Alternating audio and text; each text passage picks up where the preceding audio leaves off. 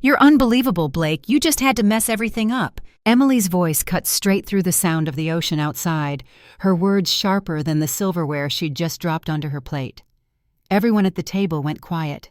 Even the waves seemed to pause. My dad sighed, long and low.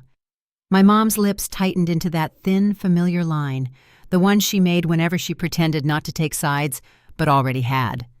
I looked down at my plate. The shrimp scampi I'd been excited to try now looked like soggy noodles, and my appetite vanished completely. "My name is Blake Shelton. I'm 35 years old, and for as long as I can remember, I've been the one to blame. Always. Family argument? My fault. Dinner plans running late? Blame Blake. A sudden thunderstorm ruining a picnic? My mom would probably find a way to suggest it was because I chose the date. And the person most gifted at pushing that narrative? My sister Emily. Emily is the golden child. She's charming, bubbly, magnetic in that way that people instantly trust and gravitate toward. And she's a master at flipping the script when things go south. My mom says she's just passionate. I call it manipulative. This vacation was supposed to be different. We were at a beach resort, supposedly to relax and reconnect. I had taken the lead on planning everything, booked the resort, set the dinner reservations, scheduled family activities. I'd double-checked everything, triple-checked even. I'd spent hours going through reviews, prices, and confirmation emails. So when we arrived at the resort's most exclusive seafood restaurant for our first dinner, and the hostess told us there was no reservation under our name, I felt the floor shift beneath me. My mom immediately turned to me with that look. "Blake, I thought you said you handled this." "I did," I said quickly, pulling out my phone. "Look, the confirmation email is right here. I made the reservation weeks ago." Emily jumped in, of course. "Then why are we standing here with nowhere to sit? Great job, Blake." The hostess was kind but firm. No table, no mistake on their end, and they were completely booked for the night. We ended up at a casual burger joint a few blocks away, which would have been fine if Emily hadn't acted like we were being force-fed prison food. She sighed dramatically the entire time. She whispered pointed comments to my mom. She made a show of scrolling through her phone, muttering things like, "This is why I hate letting other people be in charge." I kept quiet. I told myself it wasn't worth a fight, that we could still salvage the trip. But the next morning was worse. Emily had booked a snorkeling excursion for the family, her one contribution to the whole vacation. And wouldn't you know it, when we got there, the guide informed us the boat had been delayed due to mechanical issues. No one's fault, just bad luck. Did that stop Emily from shooting me a glare and muttering under her breath? Nope. Another flawless Blake plan. I wanted to scream. The snorkeling wasn't even my responsibility. But years of being the family scapegoat had trained me to take it, to absorb it, to stay quiet. That night, Emily decided to put the blame officially on me. We were back at another restaurant. It was fancy, white tablecloths and low candlelight, and Emily leaned forward, voice sweet but sharp. "Let's recap, shall we?" she said with a smile. "First, we lose our seafood dinner because Blake can't figure out how to confirm a reservation. Then the snorkeling trip is a disaster. I mean, really, should have seen that coming." My hands clenched under the table. "That's enough," I said, my voice quiet but shaking. My dad glanced at me, but said nothing. My mom just looked at me like she was waiting for me to apologize. Emily tilted her head. "Don't be so defensive. I'm just pointing out facts." The rage bubbled up. I tried to swallow it back. I'd let so much slide over the years. I'd bitten my tongue so many times I was surprised it hadn't fallen off. But this time, something snapped. The rest of dinner passed in thick silence. My dad rubbed his temples like we were giving him a headache. My mom ignored my eyes completely, acting like her wine glass held the answers to world peace. Later that night, I lay in bed staring at the ceiling fan. Emily's words echoed over and over again. "You just had to mess everything up. This is why we can't rely on you." And it wasn't just her words that stung. It was the way my parents didn't defend me, the way their silence screamed louder than anything Emily said. I rolled over and grabbed my phone, thinking about texting my best friend Lisa. She always knew what to say, always reminded me I wasn't crazy. But it was late, and I didn't want to dump my drama on her. Instead, I started scrolling through old texts, and that's when I found it. A message from Emily, dated 2 weeks earlier. "Hey Blake, can you double-check the snorkeling thing? I think I might have messed it up." Then another. "Actually, I may have canceled the dinner reservation by accident. Can you fix it?" I froze. Then scrolled up. The more I read, the clearer it became. Emily had messed up both the reservation and the snorkeling trip. She'd asked me to fix them. She knew she was the one who caused the problems. But then she blamed me anyway. My stomach twisted. I had proof. I had the texts. She'd admitted it. And then turned around and painted me as the screw-up. I couldn't sleep. My heart raced with a mix of fury and something else. Something that felt like clarity. The next morning at breakfast, I could barely taste the coffee. My mom talked about the weather. Emily scrolled on her phone. My dad said nothing again. I sat there staring at them, wondering how many times I'd let this same pattern play out. I stepped away and walked down to the beach. The waves were gentle, the sand cool under my feet. I called Lisa. She picked up right away. "You okay?" "No," I said, and my voice cracked. I told her everything. From the dinner fiasco to the snorkeling to the text messages. Lisa was silent for a beat. Then, "Let me get this straight. She asked you to fix her screw-ups, then turned around and blamed you for them?" "Yup." "And your parents just let it happen?" I exhaled, like always. "Blake," she said, her tone sharp, "you have to show them the messages." "I don't know," I said. "Feels petty. Like, I don't want to make it worse." "Worse than what?" she asked. "Letting them believe lies about you? Letting Emily control the narrative?" I didn't answer. "Listen to me," she continued, her voice softening. "You have every right to speak up. You've been carrying this crap for years. It's time to put it down." I hung up the call feeling braver. Not fearless, but ready. The screenshots were still on my phone, waiting. That night at dinner, I brought them with me. I wasn't sure how the night would go. I just knew one thing. I wasn't going to stay silent anymore. The restaurant that night was breathtaking. Floor-to-ceiling windows offered a panoramic view of the ocean glowing gold under the setting sun. There was soft music playing, the kind that usually relaxes you, except I felt anything but relaxed. We were seated at a table near the window. My mom was humming along to the music, trying to keep things light. My dad was swirling his wine, barely looking up, and Emily was in her usual spotlight, telling some dramatic story from work while my parents chuckled politely. It was like the past 2 days hadn't even happened. Like the tension, the snide remarks, the blame, it had all been erased, conveniently forgotten. Until dessert arrived. That's when Emily struck. She turned to me with a grin that never meant anything good. "So Blake," she said, "what's your plan for ruining tomorrow's activities? Or are we just improvising now?"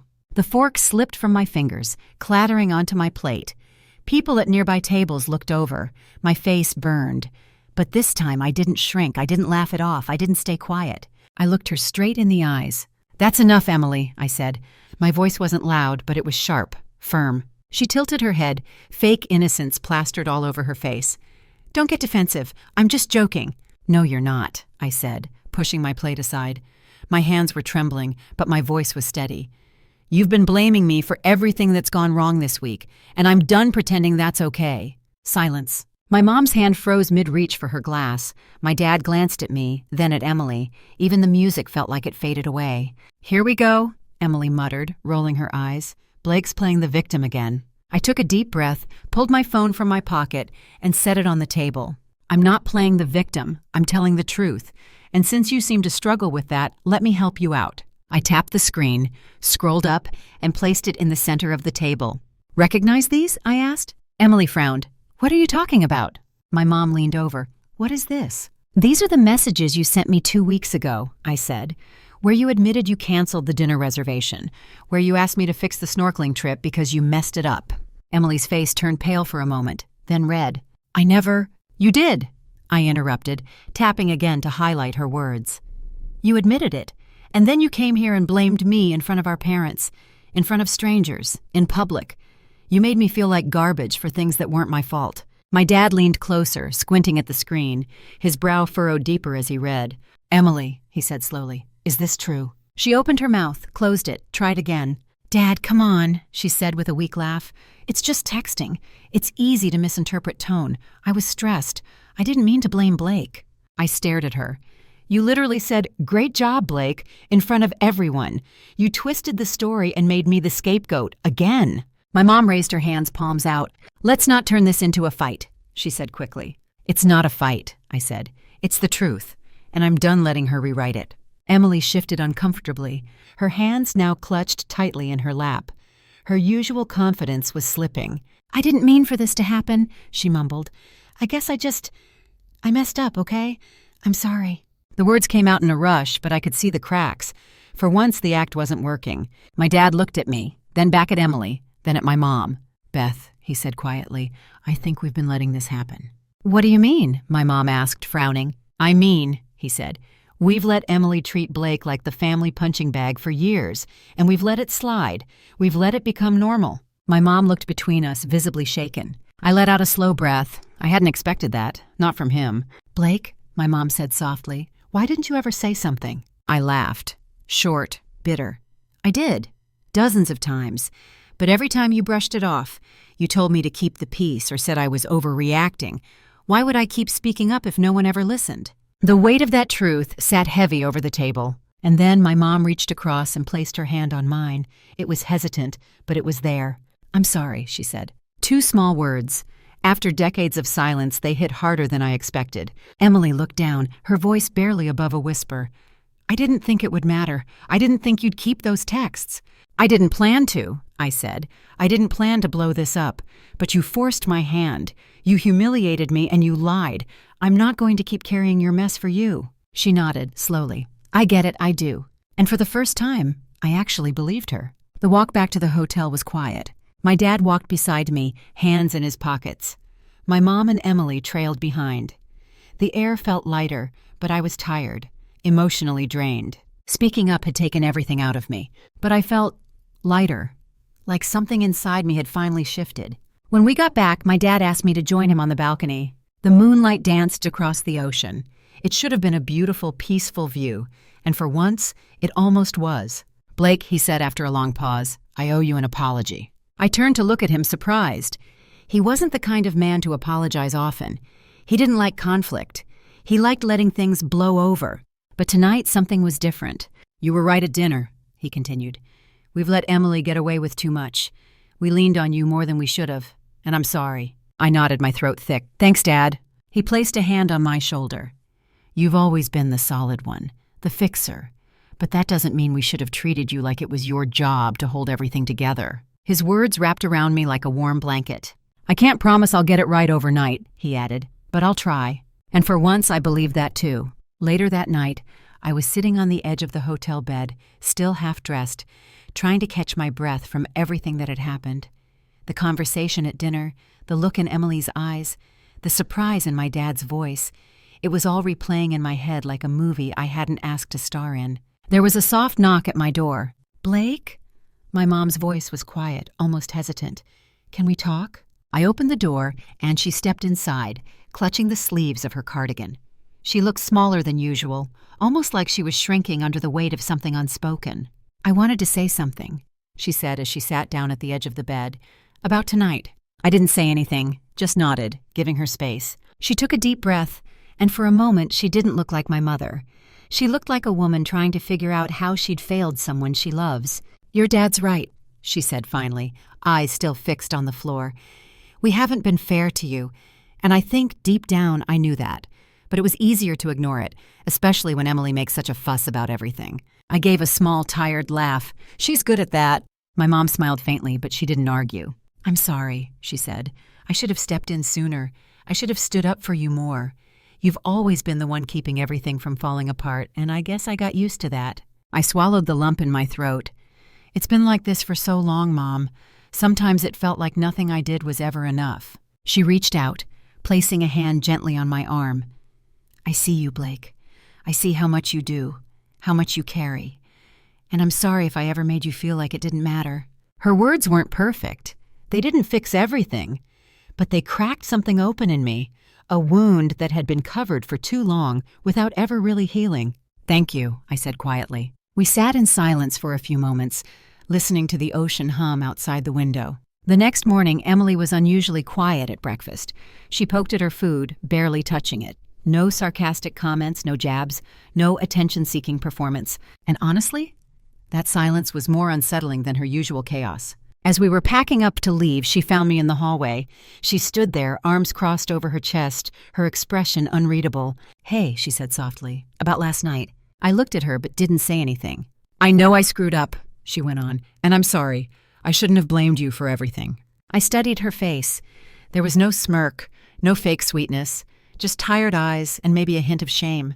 "It's not just about last night," I said. "It's about a pattern.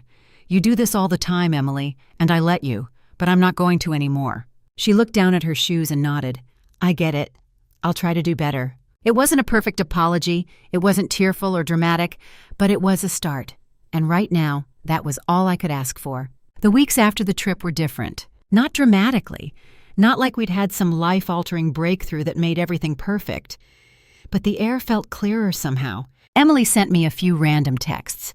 Little things. Photos of her dog, a joke she knew I'd appreciate, a video of a clumsy raccoon that made me laugh harder than I expected. My parents called more, not just out of obligation, but with real questions about my life, my job, how I was really doing. They listened more too. And when I talked, I didn't feel like I was shouting into a void. It wasn't a full transformation. Old habits still lingered, but they were trying.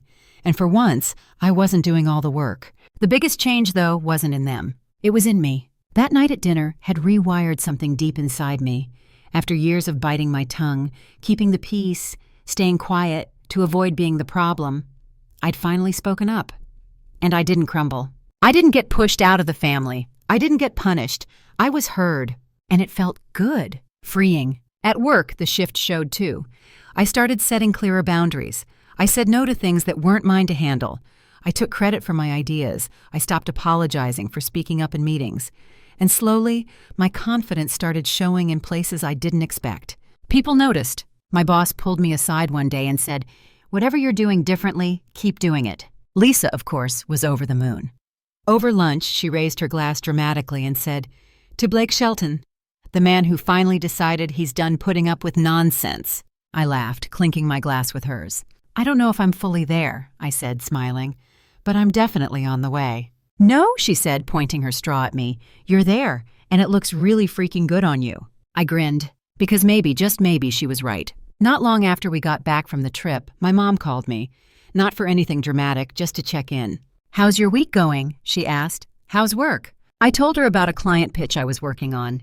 She actually listened, asked follow-up questions, told me she was proud of me. It was strange, but in the best possible way. A few days later, she mentioned she was planning another family gathering. Something simple, a backyard barbecue or maybe a holiday dinner. Nothing fancy. But when she asked me to help plan it, I paused.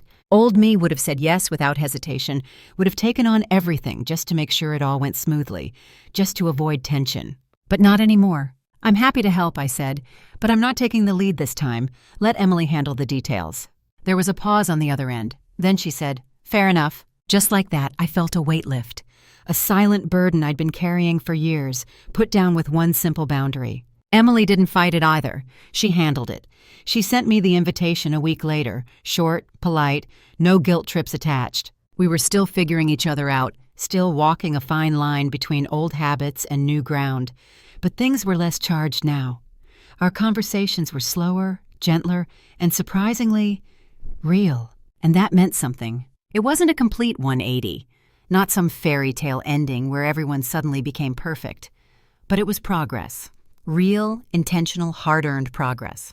The biggest difference, though, was still in me. I started walking a little taller, talking a little louder, not because I wanted attention, but because I no longer felt like shrinking was the safer option. At work, I wasn't afraid to speak my mind.